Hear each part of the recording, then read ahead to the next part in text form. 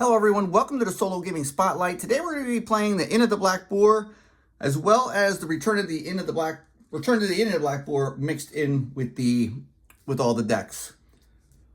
So I'm going to be playing adventure mode. I'm not going to be playing story mode. I'm not thrilled with having random cards in my deck. I just don't like that.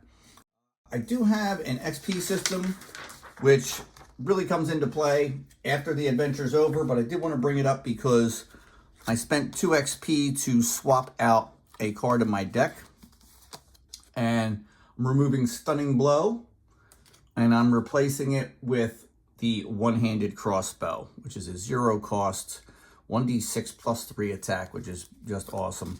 So, in case we were playing and you're like, hey, my character doesn't have that in there, I've added that to my deck. I'm playing with Hygen Mello. He is a Tobrian mercenary, and if we look on the backside of his card, we can see that he can have up to a maximum of 4 ranged weapons in his deck. That crossbow brought me up to 3.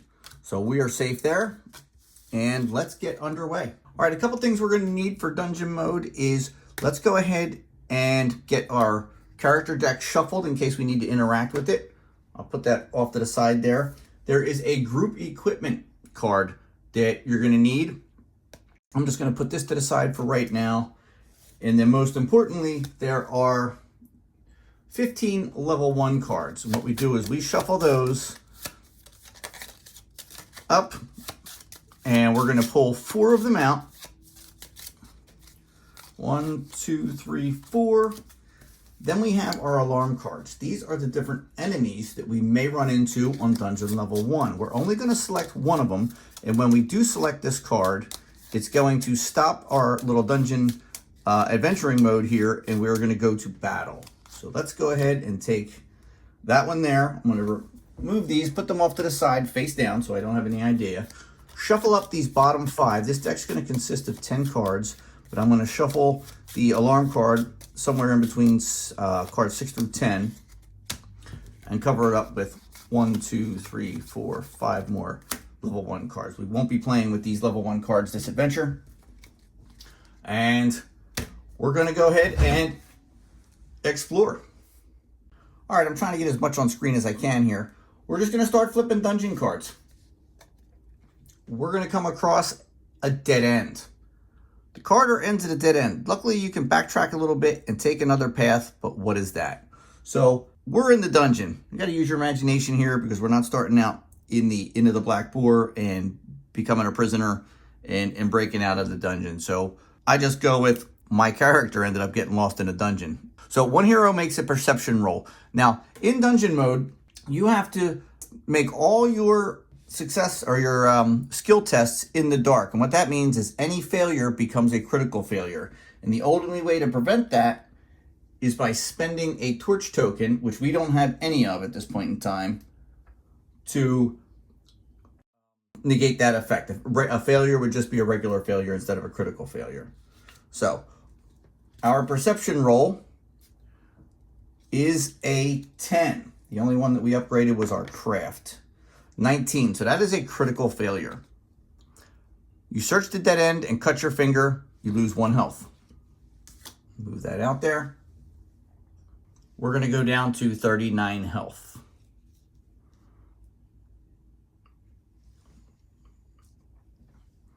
All right, next card. Magic Key, Treasure. Between some discarded mining tools, you find a key made of green gemstone. The key seems to glow from the inside out and holds nicely in the hand. Anyone who touches it has an intuition that they are holding a magical artifact that enables them to open any door. So it's telling us to take a magical key and put it on our group equipment. Magic keys can be used in skill rolls with a corresponding symbol to achieve an automatic success. So that could come in really handy, save us from some damage down the road. We're still at 39 health. Let's continue on in the dungeon. Stockroom, Treasure. At the end of a corridor, flickering light comes out of an open door, but you don't hear any noises, just the constant ripple from the damp cave ceiling and your own heavy breath. Carefully, you approach the door and then storm through with your weapons drawn. But no guards await you, just a room full of handy equipment. Place one torch and one tool on the card group equipment. So we got one of each. And if we look at the group equipment card, we can see that tools are used in tool skill rolls and make them easier. Without tools, these skill rolls suffer a -5 penalty. So if we come across a test that has a tool icon, if we don't have a tool to use, we're either going to add -5 to our roll, +5 to our roll, or -5 to the number we have to roll under. And torches, I already told you what they were. They allow you to make the skill roll without having to take the critical failure. All right. Next, the shaft. At the bottom of a vertical tunnel, you see an assortment of tools. One hero makes a craft roll. See how it has the tool icon right there? So our craft roll, this is one of the skills we spend an experience point on to increase from 8 to 9. If we don't use that tool, it's going to be -5. So we're going to have to get a 4 or less on a 20-sided die. That is pretty rough. Let's see, what is a critical failure here? Due to mishap, you lose one additional tool if available. I think we can live with that. An 8. We don't have any torchlight, so we automatically get a critical failure here. We're just going to lose the tool. I should have used it, actually. My bad. Falling toolbox. You cross a large cave where intensive mining was carried out. The ceiling height here is almost 10 meters. To prevent the room from collapsing, it was secured with a ramshackle wooden construction that creaks dangerously. Suddenly, one of the supporting beams above you breaks in half, and a toolbox lying on top of it falls directly on your head. A random hero loses 5 health. Place one tool on the card group equipment. So 39, we're down to 34. The adventure hasn't even started yet, but we did gain a tool. All right, next, magic key. Place one magic key. Looks like the same thing. Anyone who touches it has an intuition that they're holding a magical artifact that enables them to open any door. We haven't come across a test that required a magical key yet, though. Alarm card goblins. So our adventure stops right here on adventure mode. We're going to end up going over to, we're going to read the excerpt from the story, and then we're going to set up for combat. Let's go ahead and do that. You carefully work your way through the underground structure. Some of the caves seem to be of natural origin, but most of the corridors and chambers have been carved intentionally. You can't say what their purpose was, but they've certainly been uninhabited for many years. You hear a roar in front of you that does not come from human throats. Maybe orcs. With your pitiful equipment, the aggressive black furs aren't exactly the kind of enemies you want to face in battle, so you hurry back to a quieter area. Your escape ends in a room full of junk and building materials. Everything here is littered with mold, and the air is clammy and damp. But you also feel a slight breeze, indicating that this chamber doesn't have to be a dead end for you. Alright, we have to make a perception roll, and now the dungeon adventure portion is over, so the torches and the tools are no longer applicable to this part of the adventure. So we just make a straight perception roll. We don't have to worry about a critical failure. Unless, of course, we roll a 20. Okay, so our perception is a 10. We got to get underneath it. An 8, so we got a success. You clear away the junk and find a small doorway behind it that leads deeper into the underground facility. If none of the heroes have achieved a success or critical success, each hero loses 2 health to poisonous molds, and then everyone repeats the test. We don't have to worry about that. You continue your journey, but before you can even make it to the next fork, you hear a goblin shriek, "Alarm!" Little shadows begin to move in the darkness. Apparently you have entered goblin territory. You cannot see exactly how many of the gaunt figures have encircled you, but they appear unusually brave for goblins. This may be because they know their way around these parts of the dungeon, or maybe your tattered appearance made them mistake you for easy prey. They will soon regret their grave mistake. At least that's what you hope. Alright, this section here tells us everything we need for the adventure. I'm going to go ahead and do this at the table. Okay, we're going to go ahead and put the timescale card there next to the alarm card goblins. We're going to put the environment fleeing goblins as well as the hero action maneuvering in the dark. This is how I have the table set up. I'm going to bring it in closer. All right, we need to go ahead and place 7 threat worth of goblins. We got a cowardly goblin at 1, goblin warrior at 3 for a total of 4, and a goblin javelin hurler for another 3. So that is a total of 7. I'm going to place this up over here. Keep our 2 little fate token points right there. And let's go to my area and set our deck up. All right, we're just going to shuffle up our deck, and we are going to draw 5 cards into our starting hand. And we can go ahead and mulligan as many of those or none that we like. Then we'll start the first turn off by drawing 2 more cards. Oh, look at that, the first card we got. Awesome. We just added that card to our deck. 1, 2, 3, 4, 5. I think that might be the only one I want to keep.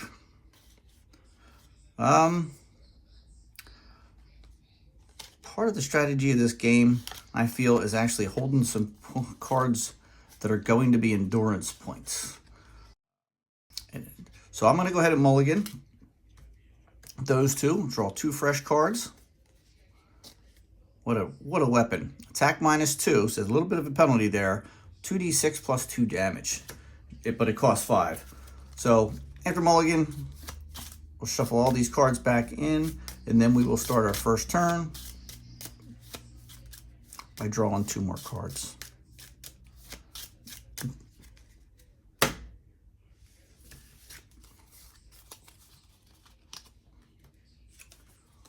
One, 2. Awesome. So these 2 cards, let's put them down.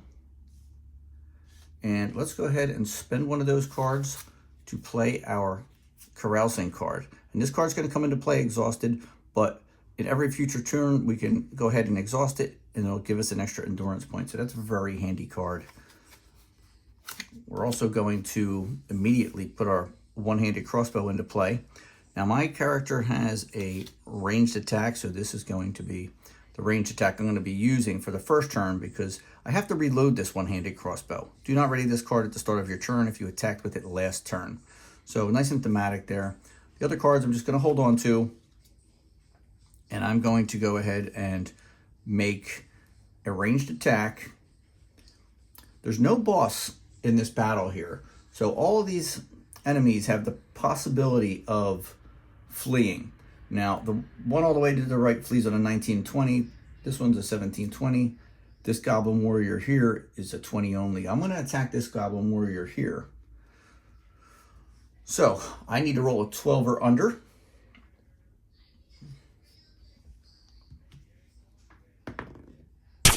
A 9. Actually, I might as well keep that out. Plus 3 damage. That's a 6. So we did 9 points of damage to the Goblin Warrior here. He does have an armor, bringing it down to 8 damage. 10 minus 8 is 2. We hit him pretty hard. He only has 2 health left. And that's going to be it for our turn. One thing I did forget to do is put the time counters on the time card. I separate them so that when this pile empties, it'll hit the first trigger. We're going to roll a d20 for the Cowardly Goblin. A 14. Goblin looks for an escape route. I'm going to bring the Goblin Warrior into play. A 19. Flight. If all leaders have been defeated, remove this card from combat, otherwise nothing happens. I didn't even look at that. I just sold a flight on 20. So, he's going to escape. Now, what I do, because I keep track of XP, the one to flee I still get XP for. I get 0.1 XP. I put them face down here to know that I didn't actually defeat them in combat. But I do still give myself some XP for intimidating them enough to run away. And our Goblin Javelin Hurler rolls a 4. A random hero suffers 1d6 plus 2. 7 points of damage. Let's try to dodge that. We need to roll a 6 or less to cut that in half. We did not. So we're going to take the full 7 points of damage. We're going to go from 34 down to 26. That is it for the enemy's turn. We remove a time counter and then we go back to us. All right, we are back to our turn here. I had forgotten to exhaust this, so that's exhausted. First thing you do is you start out the turn by drawing 2 cards. We got our chainmail back and intimidate. Discard after, well, in an adventure, discard after an opponent's action die roll to raise the die result by 5. So we could actually cause one of them to flee if we wanted to. Then we refresh our, this doesn't get refreshed. I usually put a token on it. So, carousing also gets refreshed. That's going to give me +1 endurance point. Or I could discard it to draw a card. He only has 5 health. I wonder if I should try to knock him out this turn instead of hitting the Javelin Hunter. I mean, even if he flees the XP, he's only going to be worth 0.1, so actually I'm not going to do that. Let's get a couple cards thrown out here. This one costs 4. Once per turn, you may discard a card from your hand to make an opponent of your choice lose 3. It just costs a lot. Let's put down our chainmail. That's a little too expensive. Maybe we get our spear thrower out. I'm going to hold on to that ogre bell. I'm going to hold on to... Now let's put intimidate down there. Now we actually have a total of 5 with our carousing. So let's spend this first. 1, 2, 3. I'm actually going to put my spear thrower out because this doesn't have to reload every round. So I'm actually going to just put this over top because you can only do 1 ranged attack per turn. 1 melee attack, 1 ranged, or 1 magic. My character doesn't have access to magic. So 1, 2, 3 to put it out. The other cards are too expensive to play, a 4 and 5. I'm going to attack the Javelin Hurler. Hopefully I can hit him. I need a 12 or less. We got a 20. That's awful. So we will get a fate token. I don't play with being able to spend it right away because it makes no sense. You would always reroll a 20. You have to have it in hand to be able to do it. Now I have one in hand. I'm going to put it to the side. We can use this to reroll, or we can spend it to draw a card or as an endurance point. So they come in really handy. But the terrible thing is I have to discard one of these cards. I'm definitely going to have to get rid of Binding, put that over to my discard pile. And that is going to be it for my turn. All right, let's start with the Cowardly Goblin, who rolls an 11. Goblin looks for an escape route. Now let's go to the Javelin Hurler. 16, Flight. If all leaders have been defeated, remove this card from combat. Otherwise, nothing happens. The goblins are a little bit on the weaker side. We're going to flip this over because we're only getting 0.1 experience points because we didn't actually beat him in combat. And now, at the end of the round, we remove another timer token. Once the next one gets removed, we're going to end up triggering an event. And we can see right here on the alarm card, Goblins, the event. Every time you trigger a event, each hero suffers XD6. X is the current number of opponents minus the amount of players.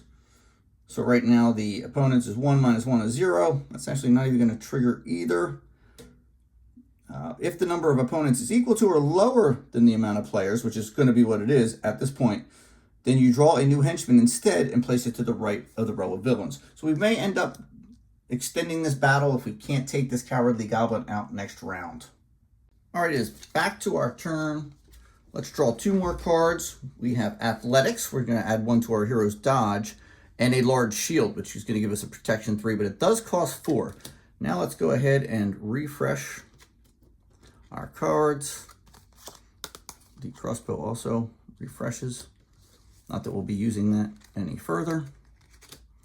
We have 4 endurance points, 5. I want to get that ogre bell out. Let's see. 1, 2, 3, 4, 5. All right, let's use the dodge as well. That gives us 1, 2, 3, 4, 5, 6 plus 7. We'll spend this for the 1 endurance point. And 1, 2, 3, 4 more will allow us to play our ogre bell. And then we have an attack with our spear thrower and an attack with our ogre bell. And we have a reroll, so we should be able to take this cowardly goblin out, but having played this game for a while, that is no guarantee. Let's try to hit him with the ogre bell first. We get an attack -2, which our melee now goes from a 12 down to a 10 in order to hit. Let's see what we get. An 18. We ended up missing. And I think we're just going to take an extra reroll on that and see if we can get a surefire.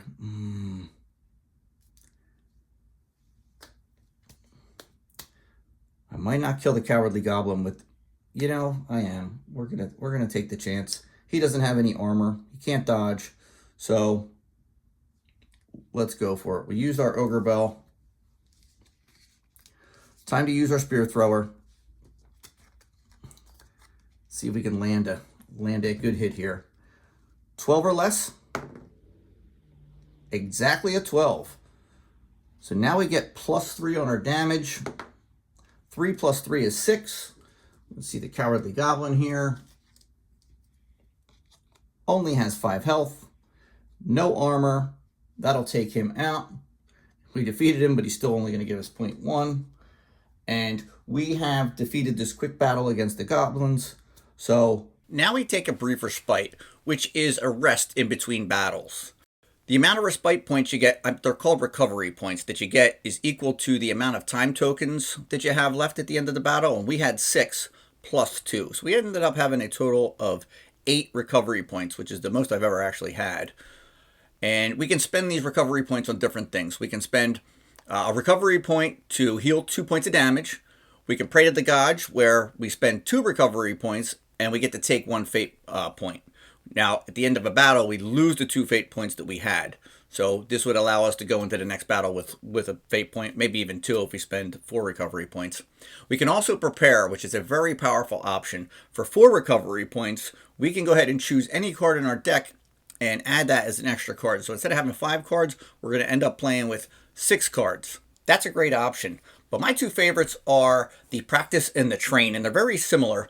For 2 recovery points, you can either take the practice card or the train card. You're going to end up putting 5 attack tokens on either of the card, whichever one you end up getting. And if you spend an additional recovery point, you can place 2 more tokens on the card. Do note that the practice card comes in with 5 counter tokens on it, whereas the training card comes in with only 4 counters on it. Both cards are self-explanatory, with the practice card tokens modifying your skill rolls and the training tokens modifying your attack rolls. Okay, with my 8 recovery points, I'm going to spend 2 on practice and 2 on training. That leaves me with 4 left. You automatically go back to 30 health in between adventures or during this respite period, and then you could spend an extra for 2. So I could go up to 38 health points, but I think I'm going to spend the rest of mine on grabbing a card to start with 6 for the next adventure. And this might surprise you. Instead of going for that crossbow, which I can only shoot once every 2 rounds, I like this carousing card. That ability to spend that extra endurance point every turn is fabulous. So that's what I'm going to end up taking that, putting it down to show that I already have it in my hand. And then when I start the next combat, I'm going to end up drawing 5 more cards and then picking this up as well. If we were in story mode, we would go ahead and grab a card from the loot deck and draw one of those cards. But in adventure mode, it doesn't mention anything about a reward. So what I did was I came up with an XP system, and I'll show you how that works so you can follow along here. You get 0.1 XP for every enemy that fled, and then you get 1/10 of whatever their threat value was. So this cowardly goblin is 1, so we only get 0.1. A threat value of 5, 0.5. A threat value of 10 would be 1. You get it. Any bosses you come across, you use the hit point value of. So if it's 15 hit points, it's 1.5 experience points. And then you always get an extra XP for winning the battle. So right here, we would get 1 for winning the battle, plus 0.1, 0.1, 0.1 is 1.3. And on our sheet, we're going to add them to both our total XP and our unspent XP. So 1.3 plus 2.5 is going to be 3.8 XP.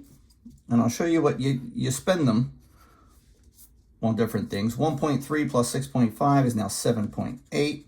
Obviously, you can see that I've already spent some.